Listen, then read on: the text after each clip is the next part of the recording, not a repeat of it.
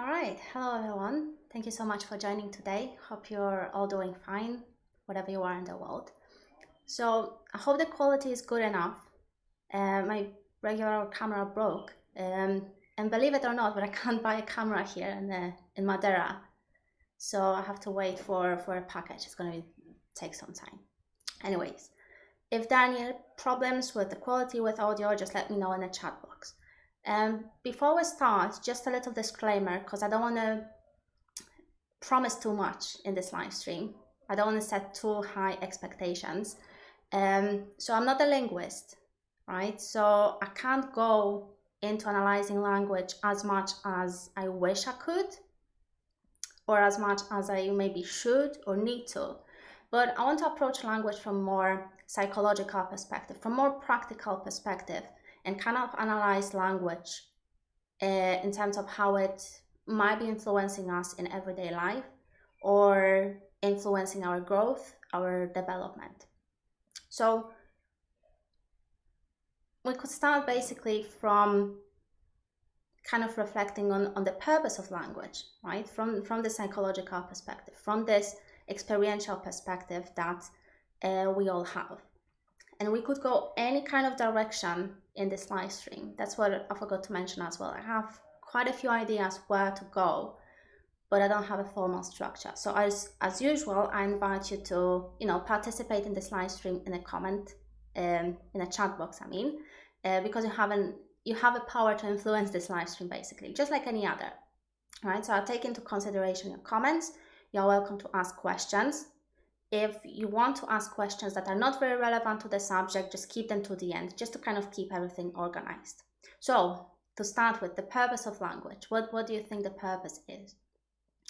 Obviously, we know the major purpose, or the most obvious one, is the communication, right? So we communicate our experience, our mental state, our needs to other human beings. Right, so there are many different ways in which we can do it. We can do it in a written form.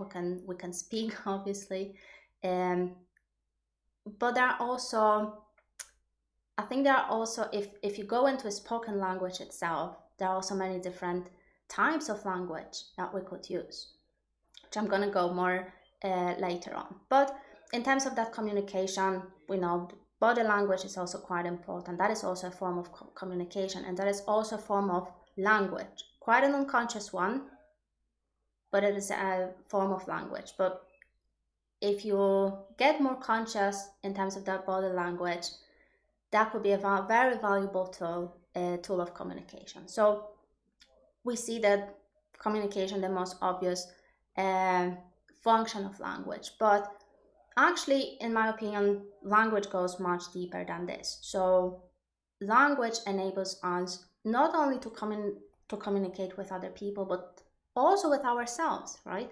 So I know many different people might be thinking in different ways. So some people might be more visual, for example. So when they pause and reflect, what could happen is they will experience stream of images coming to their mind, kind of like video playing or watching a photo album, right? But we also have this kind of internal dialogue, the inner dialogue, where we perhaps either describe to ourselves the experience we are having or what we observe, what we perceive, but we also kind of communicate to ourselves, okay, I'm feeling this, I'm feeling that. So it kind of enables us to recognize what is happening within us on this kind of experiential level. Also what is happening around us, right? So you see here, this communication doesn't have to go just towards the world, but also it goes towards ourselves while we dive deeper within ourselves. But apparently, I can't quote this study exactly. I can't remember the name of the study. If you type in Google internal dialogue study, I'm sure you can find it, but there was a study a couple years ago, I think, where basically what they found is that most people actually don't have that internal dialogue. Like, there's nothing going on. I don't agree with the fact that there's nothing going on, because as I said, that people who think more images in this kind of videos in pictures, or maybe even in kind of auditory way where they pick up certain sounds that have a meaning to them. It's hard to say, I can't dive into people's minds, but that kind of studies help us to understand that the language we use has a huge influence on our own experience. And I know I'm jumping to conclusions here, but you know, if you think about the function of language, right, and what sort of things you can do with language in terms of that relationship with yourself or with other people, then you see here that, you know, you can describe your experience, you can explain it, right? You can analyze it in a sense. You can break it down into smaller pieces, so you can focus on certain part of the experience itself, or you can see the broader picture. And here we kind of go into these different forms of language in a sense, or different types. So what I mean by that is, in the West especially, we are used to using this kind of linear form of language. So when we describe something, we say, okay, Johnny, for example, Johnny went for a walk, right? Very clear, linear sentence where we obviously we see that person, Johnny, went for a walk.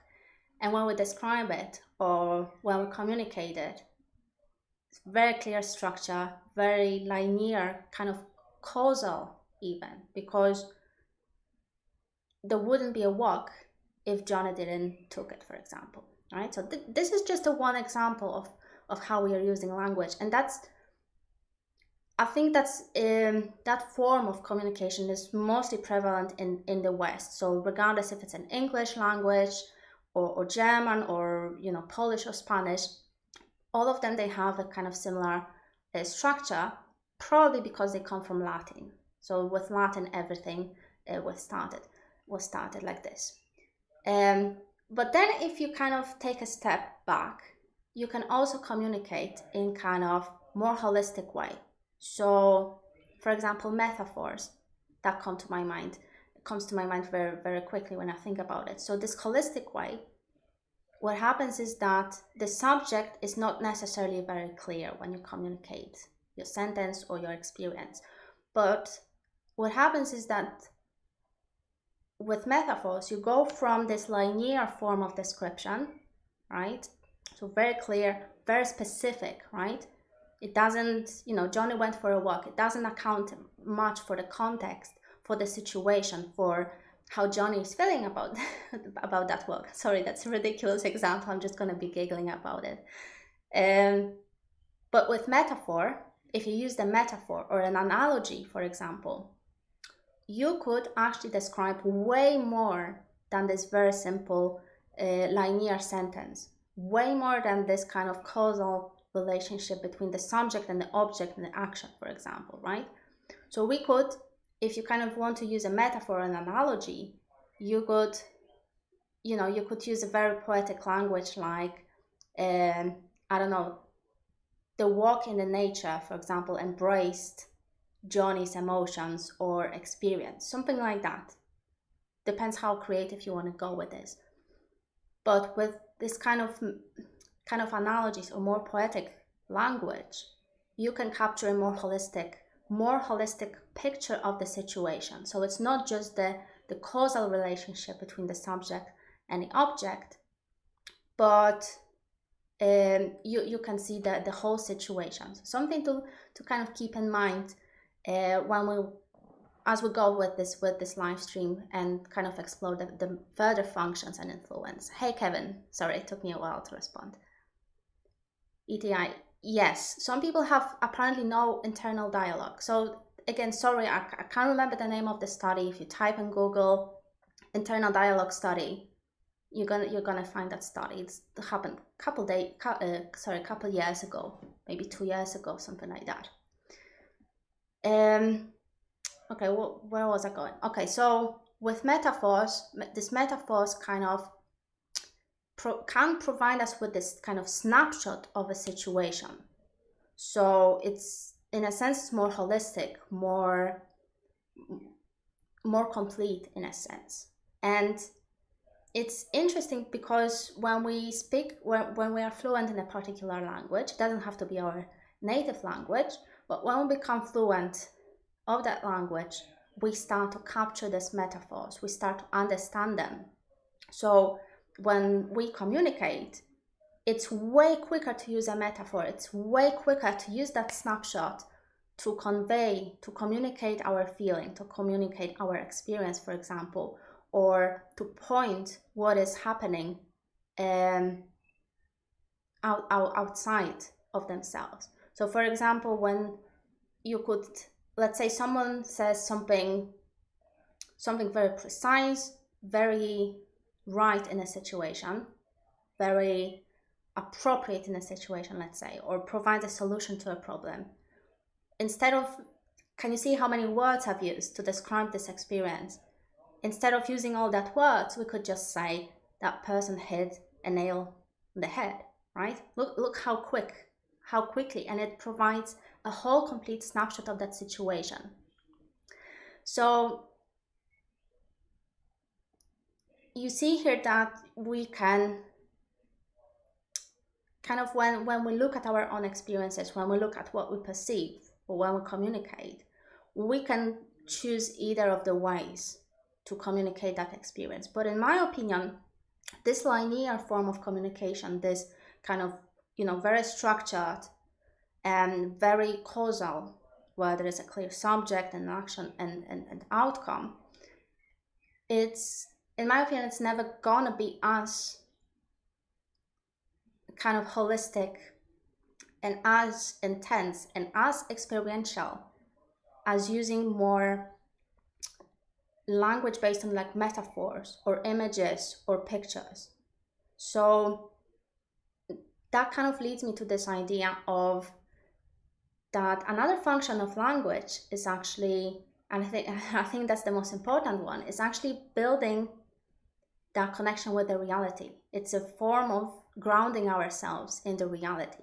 Because imagine if your description of the situation is not based on facts, but is based maybe on assumptions, or maybe you don't have all the information to describe it properly, then no matter how many words you're going to use, it's like you might be kind of, in a sense, being removed from the reality. So in a way, that language, using language itself, describing things, explaining things, grounds us within that reality, provides us with a kind of connection to the reality itself. So obviously we don't have to use language itself. For example, I don't need to tell myself that I am sitting on a chair, right? That's my experience. I don't need to explain it to myself. Probably I don't have to explain to other people, hopefully, but I could. And when I do it, that moment when I'm doing, okay, I'm sitting on a chair, isn't it very grounding?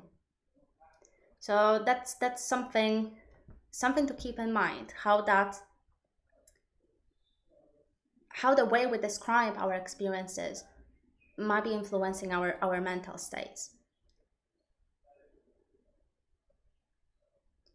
Max asks, would you say holistic languages include some level of emotions, whereas Latinish languages focus on causality? Yeah, I think that's a really good perspective. Yeah, you could say that this holistic languages, so like metaphors, probably other languages, I'm not that familiar, but I think Chinese or other Asian languages might be in a way similar to this holistic way of communicating, because they communicate this kind of snapshots of situation. So it's not very causal, but at the same time you get the meaning, you derive the meaning from that situation. So even if you use metaphor, for example, right, it's not only that you get the understanding, but as I was saying, it's kind of, in a sense, experiential. So it involves, like Max said, might be involving more kind of emotions, more feelings. Language must have proved to be advantageous to survival. Right. Because otherwise, why we would be speaking? So this kind of ability to use language to describe our experiences, to explain them, to communicate them later on, as I was saying, it can be a very grounding thing. So in cases like, I'm just going to deviate from the subject a little bit, but in cases, for example, like with dissociation or anxiety or maybe even depression, right? What often happens is that we might be kind of losing this connection with the reality in a sense. So what happens is that we might feel confused. We might feel like the emotions are controlling us, the anxiety is controlling us, or we might feel like that there's nothing going on, right? But rarely we just take a moment to actually describe precisely the experience to ourselves. So for example, okay, I'm feeling anxious. What is exactly going on in that moment? What is exactly going on with me? Or when I'm feeling, emotionally numb or dissociated, right? What is going on? We rarely actually pay attention to the descriptions we provide ourselves.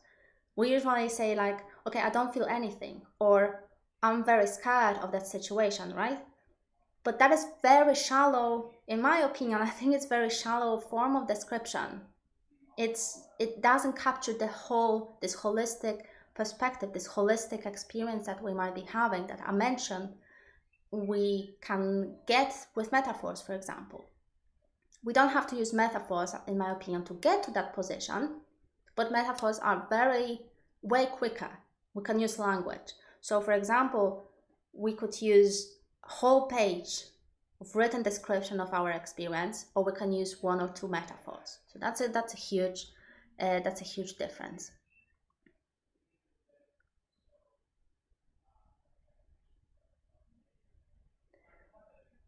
That's a very interesting perspective. Yes. What are the cognitive benefits of learning new language? Can new words give one access to previously unexplored experiences? So there are studies. So I can't actually go into like benefits of actually learning a new language. I'm not that familiar with this area, but I've read that there was a Russian study, not a Russian study, it was a study involving Russian languages. So people who are like native Russian speakers versus, I think, English speakers. So basically there is an extra shade of blue in Russian language that we don't have, that English language doesn't have a description for it. So what they did was in a study, basically what they did was measure the brain activity of the Russian speakers and English speakers. And when they presented this extra shade of gray that only Russian speakers can name, the brain was more activated with Russian speakers, but not for English speakers. So for them, it was just another shade of blue. So this is kind of interesting to learn. I can't quote the study. If you type in language perception study, something like that, if you type in Russian language as well, or blue, you're going to find the study. It's very easily accessible. Okay, so we know that kind of language influences in a sense, can influence our experience to a point where we might feel more grounded, right? Where we feel less grounded, right? If you, for example, have a very vague description of what is happening, how do you think it's going to make you feel, right? Kind of confusing, insecure maybe, and maybe stressful even. These are just my subjective perception. So I'm just wondering what is your experience. So let's say you are in a completely new situation with people that you've never met before. Now, what happens is that we first start with an experience. Let's say we go into a bar or someone's house, and there's a completely new situation. We've never been there before. Bunch of new people we've never met. usually starts with an experience, perhaps some tension, perhaps some insecurity, some stress, some anxiety. These are, our regular, normal part of this experience of novelty. But then what happens is that we usually start to analyze the situation. Perhaps we start to describe it to ourselves in a sense. Okay, this is happening, this is not happening. Imagine if you didn't do that. Imagine if you didn't have that internal dialogue where you describe this experience. Imagine if you never spoke to anyone at that party, for example, if it's a party or a meeting. Imagine that you never got an opportunity to vocalize your experience, but you were left completely with the experience of maybe stress or anxiety, right? I think it's quite different to when we put an effort into describing what is happening, because then we start to gain familiarity of the situation. We start to get a sense of what is happening, which again comes back to this kind of grounding ourselves, right? Grounding ourselves in the reality where we simply take a minute to describe what is happening. So this is kind of I think that this language and this situation is a kind of foundation of how we can shape our feelings and emotions and mental states, depending on what we do with that language and whether we use it in the first place. Does David Hume's paper, The Missing Shade of Blue? I think it's related. I can't guarantee. I haven't done as much research into that as I probably needed to. But yeah, I think David Hume had some ideas about how language influences our perception. So we are more sensitive to things that we can name, basically, whereas we ignore or we can't even perceive the things that we don't have a word for. So that's why kind of learning multiple languages can in a way enhance our perception, because then we start gaining additional perspectives on what is happening, additional words that we can use. Just reading comments. Could you give an example of how you would use a metaphor to describe your internal state? So let me think of a metaphor. All right, so let's say that I feel maybe a bit sad or maybe a little bit down or low energy, right? Look how many words I'm using already to describe that experience, right? It's kind of vague feeling, and I don't know where's it coming from. I don't know what's causing it. It's a kind of vague feeling that I can't fully describe. So maybe sadness, maybe some low energy, maybe lethargy, right? Combination of all these different words, perhaps, or feelings, right? I could use many different words like this, or I could say that I'm feeling under the weather, for example. So I don't know if it's an English or British specifically expression. So under the weather, you say this, and the other person knows exactly how you're feeling. And if you describe that to yourself, you kind of have this immediate experience of knowing, all right, this is my internal state, right? You don't have to use sadness, you don't have to use the lethargy or low energy, which might be accurate, but if they were accurate, you wouldn't be looking for more explanation. Whereas under the weather gives you immediate snapshot of the situation. Or feeling blue, like ETI say, right? So you see here that you can try to get precise with words, which will take you a while to describe, and might not even illustrate the whole situation. Or you could start using metaphors, right? You could start developing your own metaphors or analogies. I'm at death's door, all right.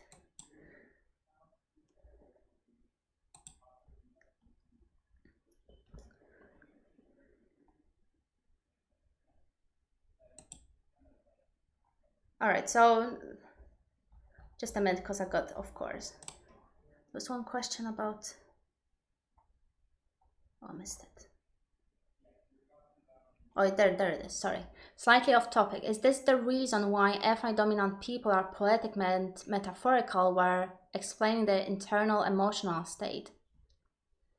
FI dominant people. Well, then I would imagine that they're, so I'm using mostly FE for my Myers-Briggs type. But I would imagine that FI gives you more access to your internal state, so it's easier to communicate. Whether they use the more poetic or metaphorical, I think it probably depends on a person, but I would say that yes, most people that I've met that are using FI on a lot, I would say. I would say yeah, that is a very good point. I'm curious why it happens. Whether it's a function that enables them or whether it's a combination of functions. Okay, I'm going completely off the topic. 1 second. All right, so we know the function of language in a general sense. We know that language can influence our experience, right? When we start describing it more accurately, or when we focus on facts, right? When we start to describe what is really going on, when we start to describe what is happening internally, it can have a huge influence on how we are feeling, whether we perhaps are in a distress, whether we are feeling anxious, for example. So there are many different possibilities. But what would happen if we didn't have a language? I made a video quite a while ago on this subject. Could there be an experience, a pure kind of raw experience, if we didn't use language to kind of saturate it with words? What would happen if we didn't describe our experiences, but kind of focused just on experiences that we are having? So if we focused just on, for example, sensations or feelings, is that better than describing it? Is that better than communicating it? I think that it doesn't have to be, black and white like this. And I think that I think generally there are different levels of experience itself. So we can kind of use a lens, different kind of lens, this different kind of perspective to look at these different levels of experience in a sense. So we know there is a pre-verbal level. So pre-verbal, in my opinion, would be this kind of raw experience. So we pick up some sensations within our bodies, for example. We could maybe pick up some feelings, right? Maybe pick up some kind of intuitions even, or images. But this is not very clear to us. It's before the language, before we vocalize it. So it's very, it could be comparable to when we were being infants, for example. That's pre-verbal state. That's why, for example, some people might have a trauma from this pre-verbal level, and then they experience emotional flashbacks in adulthood, and they don't make any sense. And the reason why they don't make any sense, because as infants, we didn't connect these experiences with language. So this is just an example of this pre-verbal level. But even as adults, I think we can still access this pre-verbal level. So the experience itself before we explain it. So it's very raw, kind of very sensory based, I would even say.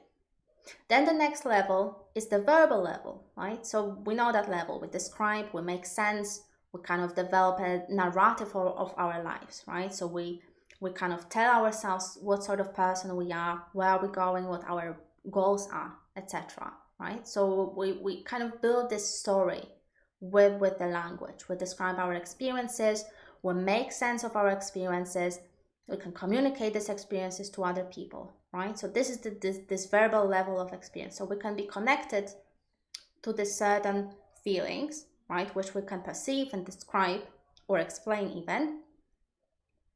But there is also this level of language, which we can obviously use to describe our experience. So you see here how language actually connects us with this raw primal experience. this kind of very basic foundation of when we are in the world, when it's very experiential, right?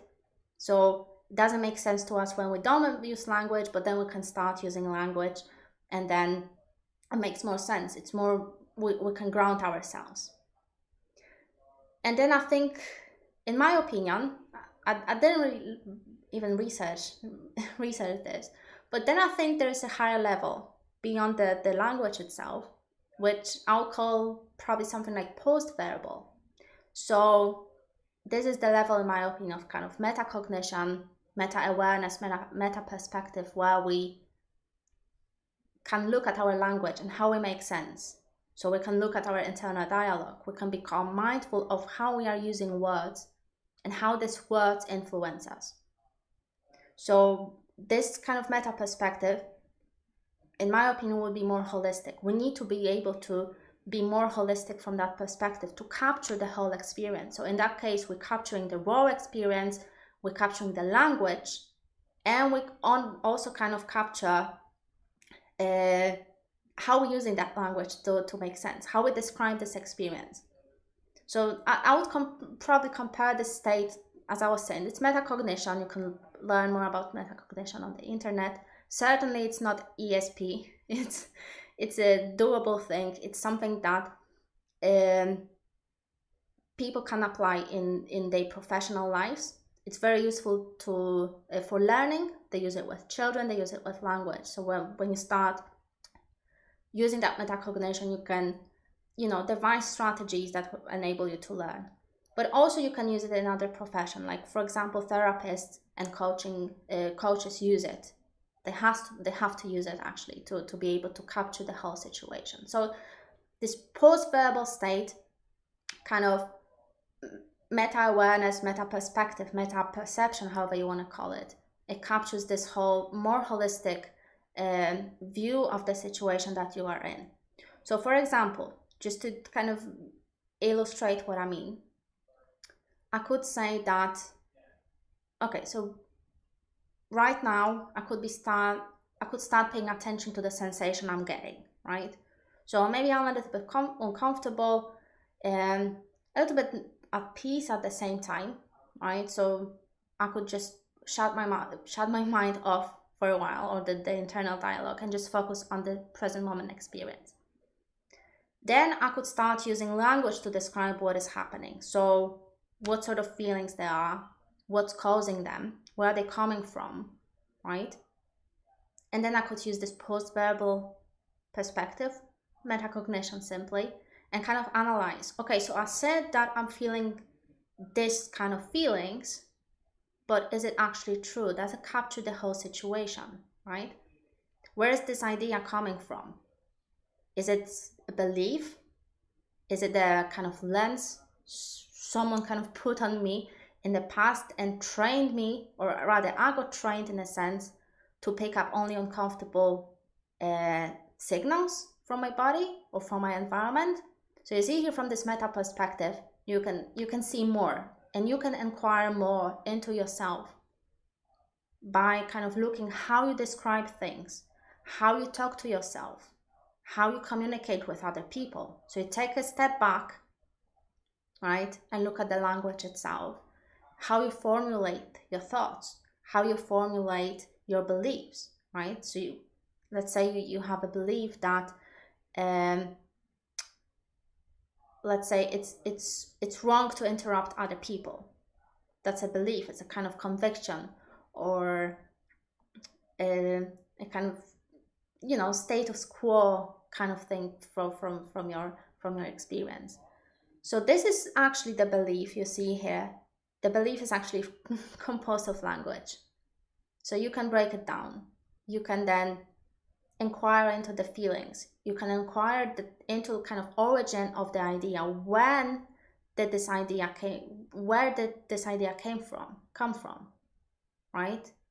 Was it a particular experience that kind of implanted this idea, or kind of reinforced it within you?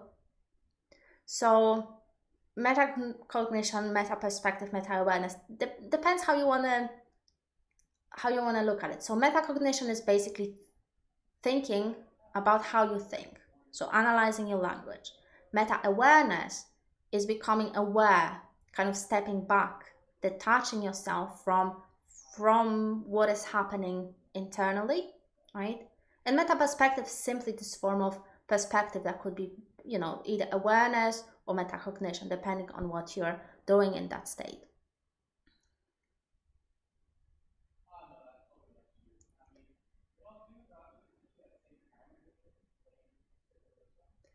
Languages create reality, right? So, looking at the way to create our reality, I think that language does create, to some extent, our reality, our experiential reality, our own personal reality. I don't think it creates completely reality outside. So like, I can't wish for the tree to grow on my balcony, even if I say it, 200 times. Maybe it's possible. I don't know. Maybe it's me who's kind of limited in a sense. But yes, language does have an influence on our experience. So this is the next part I was actually gonna go into. So you see here that you can use language to describe this experience, and there are different forms of language, like the metaphors, or the more linear one, as I was explaining. But then we can also kind of break it down into forms of language. So for example, you could kind of take a look at how you are talking to yourself on a regular basis. If you use images, right? If I know some people might not have very strong internal dialogue. Some people prefer, in a sense, use more images or videos, as I was explaining. So even with pictures, it's also kind of possible to use this meta-awareness and see if there are any connections between these pictures. But form of language, type of language, rather, or the style you are using it, right? So for example, we might have this inner critic, as I was talking about many times in other videos, right? Or we can be more kinder to ourselves, more compassionate, right? So to actually notice that, we need to be able to step back and use that metacognition or meta-awareness, where we can actually look at the internal dialogue itself. Because when we are using internal dialogue, when we are in it, when we are talking to ourselves in that present moment, right, we are on that level. So we can't see the whole picture, we can't see the pattern, we can't remember previous situations. Only when we start to kind of stepping back from that experience, from that internal dialogue, then we can look at the more complete picture. I don't think we can get completely whole picture at once, right? But it's more like puzzles. So we catch ourselves doing a particular inner dialogue, right? And then we step back from it, and we might ask ourselves, all right, has it happened before? Is there a pattern? Is it habitual? Where is this idea coming from? So as I was saying, we can talk to ourselves in many different forms or styles of language, right? So we can be judgmental towards ourselves, we can be evaluating, we can be supportive, we can be compassionate, we can be dismissive, we can be rejective. So you will not know what type of language you are using towards yourself unless you kind of step back and use this metacognition.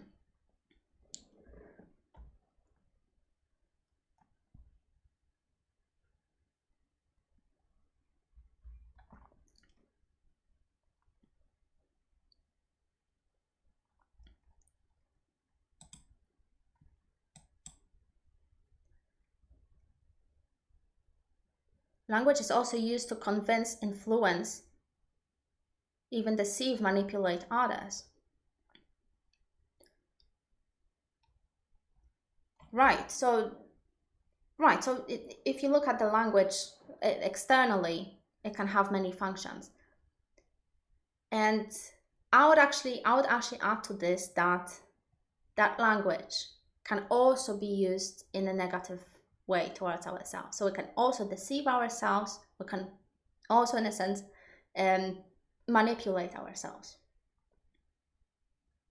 And trust me, our mind can play all sorts of different tricks that can, in a way, prevent us from knowing more about ourselves, but most importantly, prevent us from grounding ourselves in the reality.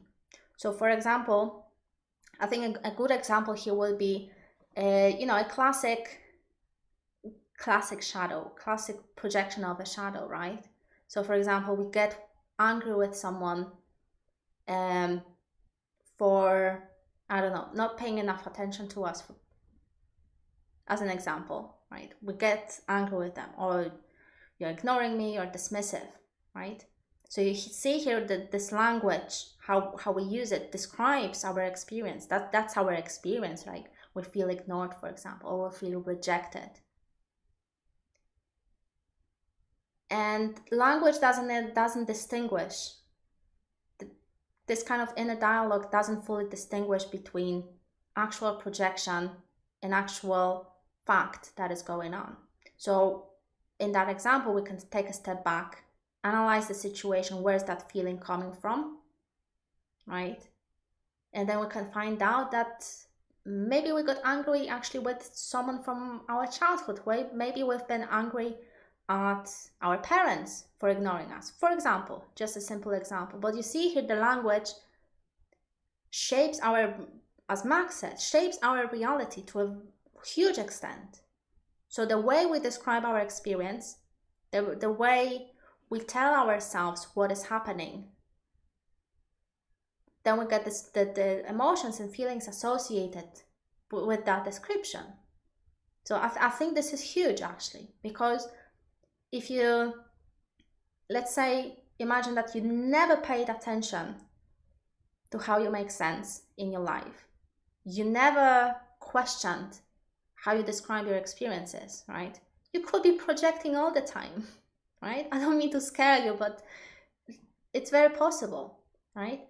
And then what can happen is a person might be living in a kind of reality bubble where all the beliefs, all the actions, all the choices that they make in their lives are based on assumptions and past experiences that are irrelevant to the present moment experience. So language from this perspective, I think, is a tool enabling you to kind of connect with the reality, a tool that you can use to inquire into yourself and gain more self-knowledge, more self-understanding, right? So where is this feeling coming from? That's a huge, right? And then you can question yourself, are you focusing on facts, for example, or are you focusing on your reactions?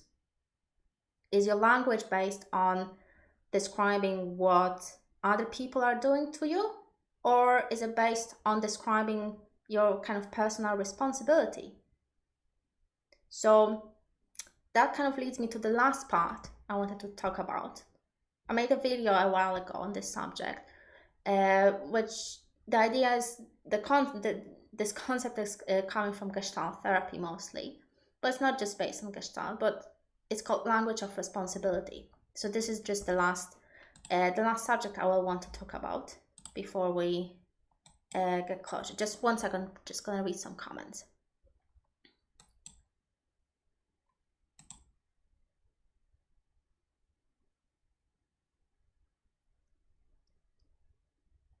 All right. Yeah, these are all great examples of people who can help you to understand language more. Terence McKenna, yep. Not just the language. Noam Chomsky, yep. All right, so language of responsibility. So you see here how we're using language to describe our experiences, and based on these descriptions, we're gonna have emotional reactions to what is happening. It's not very clear though whether the emotional reaction comes first and then language and description comes second. But let's just assume it doesn't have to be linear. You see how limiting the language here is, even for me describing it. Like, we use this language in the linear form that, okay, this has to happen first, and then the second has to happen second, right? It has to be that way. But it's like we don't even consider the possibility that things are not as linear as we kind of assume them to be. So let's say the emotional reaction comes first and then language comes second, just for the purpose of this discussion, which I don't fully agree with. I personally think that the emotional reaction and this description of the experience come at the same time. So we just use language to separate these two experiences. But imagine this, that language comes first. So you first describe the experience. It's very quick. It's, split of a second. You perceive something and you compute very quickly on what is going on. Then you have the emotional reaction to it. Or you have the emotional reaction, right? So the emotion comes first. And then you start to explain to yourself, where is it coming from? Why are you having this emotional reaction? So I think language is, extremely, extremely important, especially if you start paying attention to how you're making sense of that experience. What's your story? What's your narrative? So language of responsibility basically it's kind of similar to the idea of locus of control. So you could have a locus of control in the external world. So you say that things happen to you. There's nothing you can control. People make you angry. People cause you, troubles. People annoy you, or people make you sad, or people pick on you, or the world is difficult, or the world is set up in a way that destroys your life, right? any possible explanations. So that's the external locus of control. Or you can have an internal locus of control. So when things go bad, you assume that responsibility, you assume that you are the kind of primary cause of your experience. So it's not people that make you angry or people that make you sad, but some of the choices that you've made in your life got you into that situation. So, for example, you could also say that you choose to be angry and it's okay, right? That's your feeling. Or you choose to be sad, or you choose to be hurt by someone else, regardless if they truly meant to hurt you or not. So these are just the examples. So with language of responsibility, the whole idea is that you express your experience, you communicate your experience to yourself or to other people, where you simply assume responsibility. So it's not like someone told you to do something, someone caused you to feel in a particular way, but you found the situation hurtful, or you found the situation annoying, or you found that person, picking on you, for example. So you attribute the beginning of your behavior or beginning of the emotional reaction to yourself. So you're always the kind of the primary source of what is happening to you.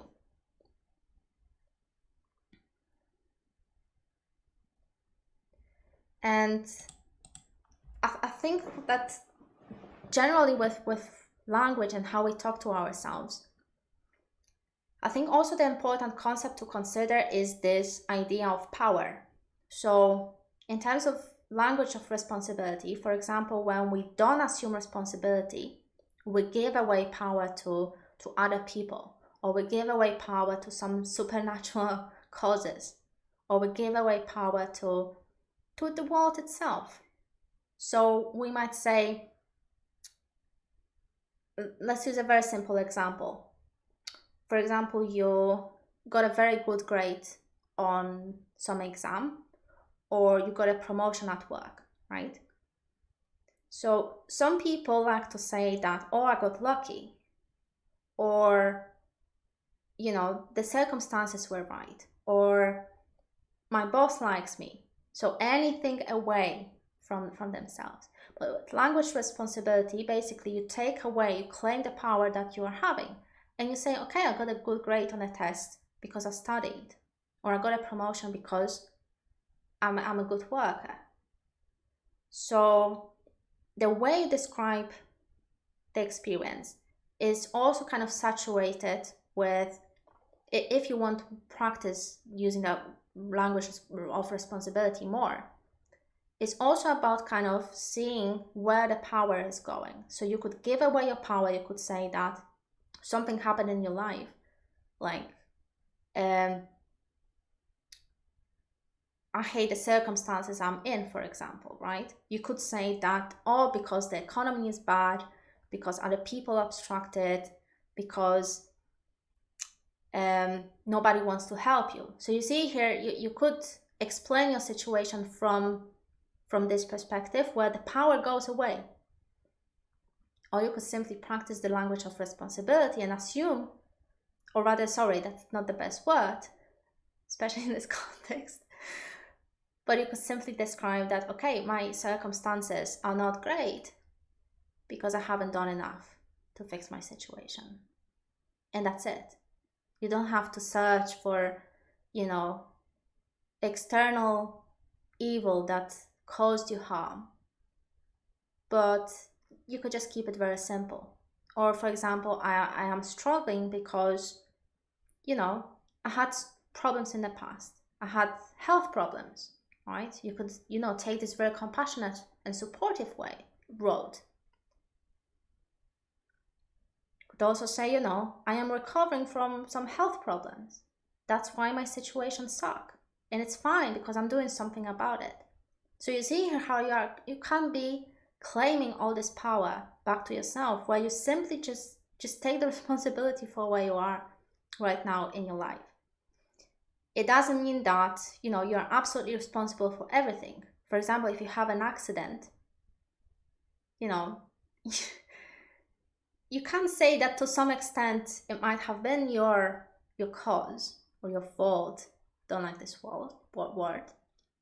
But you also could say that, there are some external circumstances that didn't work out well for you. You did what you could in that moment, right? So it doesn't mean you are the cause of the accident, but you recognize the responsibility you've had in that situation. So it's not about attributing everything to yourself, but recognizing how much control you actually have in your life and using that to your best interest. So how does it relate to language? As I was saying, obviously it's about how you describe this experience to yourself, how you communicate it, how your beliefs are formed. Beliefs are usually formed by, connecting different words, different sentences, right? This kind of different schemas or metaphors even. So based on how you describe your experiences, you can either end up in a world or in your own personal reality, or simply in a situation where you have zero control and zero power, because other people, because the world, because this, because that, everything but not yourself. Or you could, claim as much power as you can, as much responsibility that you can for the circumstances that you are in. And it is all based on how you describe your experiences. You could also end up in the reality based on total assumptions, and how great we are with making these assumptions, right? So assumptions kind of based on beliefs and highly saturated with our feelings or with our insecurities. If we end up in such a reality based on assumptions, we're going to be projecting, we're going to, we will not have as much control and power in our lives as we could. Or we could target our language towards focusing on facts. So what is actually going on? And I don't think it's possible to get like 100% of accuracy in terms of fact, but even if it's limited, even if we are doing the best we can still end up in a place where it kind of comes back to the original idea I said, where we are grounded with the reality, where we are connected with the reality, where we are connected with what is actually happening. So metacognition, stepping back, looking at how we are making sense of our experience. So I think I'm going to conclude it here. Is there anything else you would like me to perhaps address in terms of that subject of language and experience? Do you have perhaps any questions? I can stay, a few minutes longer if there's anything else you would like to talk about. If there are any other questions, I'm happy to, I don't have answers, but at least I can improvise.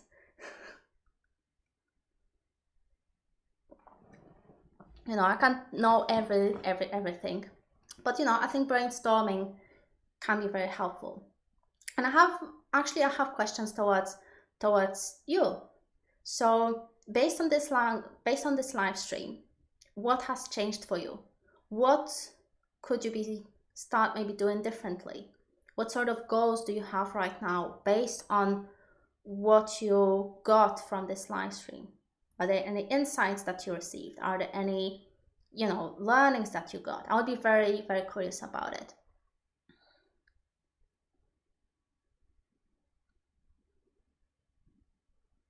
If we put a cat from the US and another one from Tanzania together, would they be able to understand each other? Probably. My guess is yes, because cats don't use words. So words are very specific human thing, but they use this kind of maybe body language or the cat language, whatever you want to call it.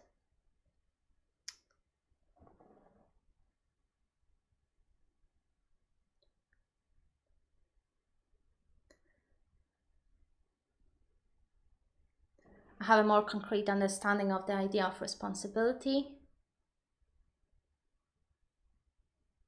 Yeah, thank you so much for joining. Himanshu Kaira, hopefully I pronounced that right. Watch how you talk to yourself and assume the power to intervene, right? So you let the stream go, you let the internal dialogue roll, basically, but then you can also step back from it and see, the beginning and the end. So for example, you can see what started a particular form of dialogue or internal dialogue, and then watch how it unfolded. Did it lead to a development of a new belief system, for example? Did it lead to a development of some one belief? Did it evoke any feelings on you? Is it a pattern? Is it something that has been repeating? And then what was the conclusion? What sort of actions could this internal dialogue kind of influence you to perform? What is your favorite thing about being a coach? Okay, so we're getting off the subject, which is fine. If there's anything you want to ask, still have a couple minutes. So my favorite thing about being a coach, to answer the question from Mamu, I would say probably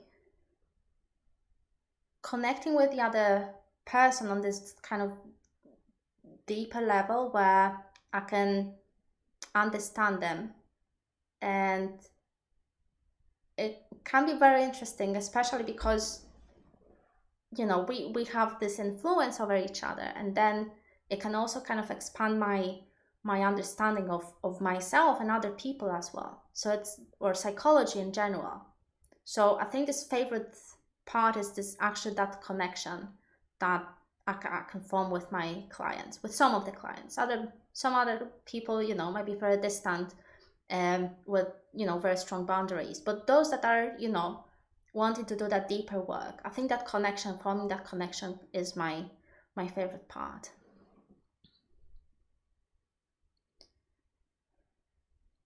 Thank you, Jessie.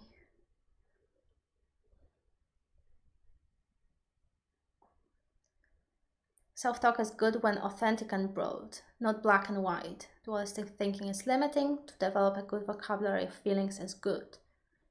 Right.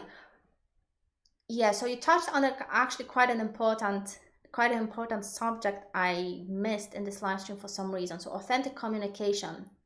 So when you are not lying to yourself, obviously, when you are not trying to colorize the experience or make it be something that it is not. Do you think learning another language would help a person's thinking? I think that could expand people's thinking. I think it could expand maybe even this ability to understand the reality itself, because then you have more words in a vocabulary. But not just that. I think, if I remember right, I think learning more languages actually expands your mind, in a sense, expands your neural network. So apparently people who speak more than one language can actually become a bit more, a bit smarter than others. So the more languages you speak, the smarter you can get, something like that. But I think there is a cap, there is a limit. So it's not like you will learn 20 languages and it's going to boost your IQ for of 20 points or something. But I think there's some association with intelligence and learning languages. Challenges of being an online coach. Challenges. Sometimes discipline, or going into extreme and are actually kind of working too much. So I have some periods where I take up too many clients, and that leads me to burnout. So then I have to take a break. So I think that is the biggest challenge for me personally. It's kind of balancing this time off with working, so that I don't go too much into extremes. I don't go into, completely not doing anything or taking up too much work. So I'm kind of learning to balance this. But in terms of coaching itself, being an online coach, from a very practical point, I think maybe expanding my business, I think it could be the biggest challenge. Because at the moment, I'm very dependent on YouTube. I can connect with you guys, which is great. But who knows how long that YouTube will go on for. I mean, the platform might die, and then what am I gonna do? So I have to look for kind of alternatives for expanding. Also, I'm still waiting on your top 5 books, part 2. Yeah, that's gonna take a while. It's gonna take a while.